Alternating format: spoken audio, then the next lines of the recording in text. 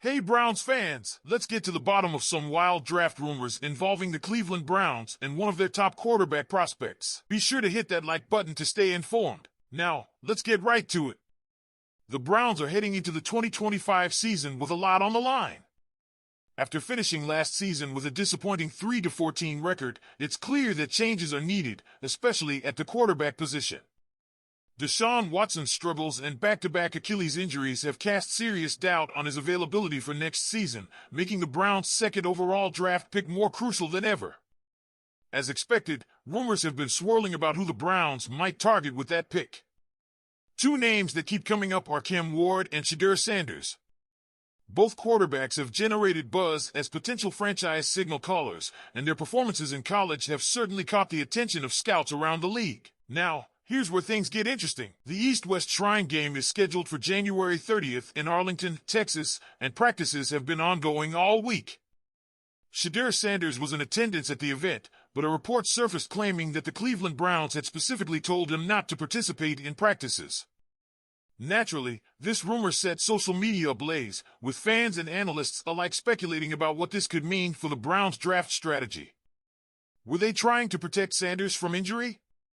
Had they seen enough of him to make a decision? The theories were endless. But Browns general manager Andrew Berry wasted no time addressing the situation. During a press conference on Tuesday, Berry firmly shut down the rumor, saying, "I don't know where that report came from. That's not true. It was not a request that we made. That being said, I want to be clear, whether he participated or not would have no bearing on how we think of him. But I don't know where that came from." So there you have it, straight from the GM himself. The Browns did not ask Shedeur Sanders to sit out of practice.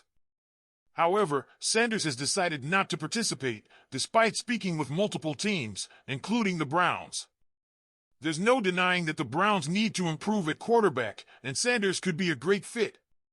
Over his last two seasons in Colorado, he completed 71.8% of his passes for 7,364 yards, with 64 touchdowns and just 13 interceptions. His accuracy at all levels of the field makes him an intriguing prospect who could help the Browns redefine themselves at QB.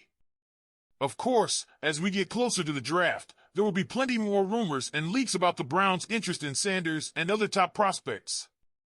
Whether these stories turn into smoke or fire remains to be seen, but one thing is for sure, Andrew Berry and the Browns front office will be keeping an eye on Sanders throughout the draft process. Now, I want to hear from you, Browns fans. What do you think of Shedeur Sanders as a potential draft pick for Cleveland? Do you believe he is the answer to the Browns' quarterback woes, or should the team look elsewhere? Leave your thoughts in the comments below. Okay, let's talk about the big announcement that just came out. Myles Garrett has done it again. Our star defensive end has been named the Sporting News Defensive Player of the Year for the second consecutive season. That's right, 2 years in a row. And what makes this award even more special? It's voted on by his peers around the league, so you know it's a big deal. This achievement puts Myles in elite company. He's the first player to win this award back-to-back since J.J. Watt did it in 2014 and 2015. And for the Browns, it's been a long time since we've seen something like this. The last Cleveland player to win the Sporting News Player of the Year in back-to-back seasons was none other than the legendary Jim Brown in 1957 and 1958. Talk about being in great company. The Browns made the announcement on social media, posting, "Make room in that trophy case, Myles." Myles Garrett has been named the Sporting News 2024 Defensive Player of the Year. This is the second consecutive year his peers have selected him for this honor. Despite the team's struggles this season, finishing with a tough 3-14 record, Myles Garrett continued to dominate on the field. He racked up 14 sacks, second most in the entire NFL, along with 28 quarterback hits, 22 tackles for loss, and 84 quarterback pressures. Those are monstrous numbers, especially considering the constant double-teaming and offensive line scheme specifically designed to stop him.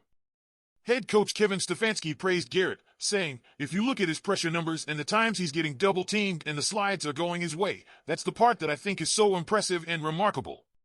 He's doing all of that with the other team's full attention. It should be impossible. So it just shows you the caliber of play he's at."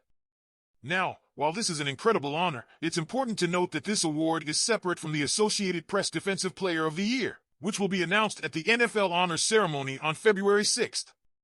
Garrett is also a finalist for that award, along with some fierce contenders like Zach Bond of the Eagles, Trey Hendrickson of the Bengals, Patrick Surtain II of the Broncos, and T.J. Watt of the Steelers. Fingers crossed that Miles takes home that award as well. Looking ahead, there's been some buzz about Garrett's future with the Browns. After the rough season, he's made it clear that he wants to see a solid plan from the front office to turn things around. He said, "I want that to be clear when the season is over and we have those discussions. I want them to illuminate that for me, illustrate that for me, so that winning is something that I can see in the near future. Because that's all we want to do." There's even been some speculation that Garrett might demand a trade. But let's be clear, that's not going to happen. General Manager Andrew Berry has made it abundantly clear that the Browns have no intention of letting Garrett go. In fact, Berry recently told Cleveland.com's Mary Kay Cabot, "I think you can assume that we anticipate at some point giving Miles a third contract. We want him to retire here." And honestly, that's exactly what Browns fans want to hear. Myles Garrett is the heart and soul of this defense, and building a winning team around him should be a priority. All right, Dawg Pound, now it's your turn. What do you think about Myles Garrett winning this prestigious award for the second year in a row? Do you think he'll win AP Defensive Player of the Year again? And what do you think of the Browns' future plans to build around him? Now, there's a buzz going around the NFL community these days, and unfortunately, it's not for the best of reasons. Baltimore Ravens kicker Justin Tucker is at the center of some serious allegations, drawing comparisons to the controversy surrounding our own quarterback, Deshaun Watson. Here's the scoop. According to a report from the Baltimore Banner, 6 massage therapists have accused Justin Tucker of inappropriate behavior during sessions at various wellness centers in the Baltimore area. The allegations include claims that he rubbed his genitals against therapists and even left bodily fluids on the massage table during treatments. As a result, at least 2 spas have banned him. This, of course, has prompted immediate backlash on social media.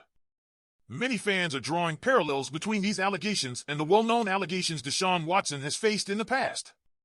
One tweet read, "Ravens fans taking to Twitter to delete their Deshaun Watson and Ben Roethlisberger posts." Another user commented, "I took a nap and woke up to a picture of Justin Tucker and Deshaun Watson with their faces transformed. I'm begging for normalcy, please." It's not just Browns fans who are weighing in. Even Ravens fans are expressing frustration. One said, "If what Tucker said is true, then I have the same opinion of him as I did of Deshaun Watson. Don't defend someone just because they play for your favorite team." Another fan added, "Justin Tucker and Deshaun Watson collaborating was something I didn't have on my 2025 bingo card." So far, Tucker's legal team has come out swinging, calling the allegations fictitious and completely unfounded. His attorneys, Thomas A. Clare and Stephen J. Harrison, issued a statement saying, "Mr. Tucker has never behaved inappropriately during any massage therapy session, and certainly never in the manner described. Any suggestion to the contrary is a fictitious allegation and completely unfounded." I'm curious to hear what you think about this, Browns Nation. Do you think Tucker's situation will be handled differently by the media and the league compared to Watson's? Be sure to hit the like button if you found this update insightful. And be sure to subscribe to the channel for more exclusive content. Go Browns!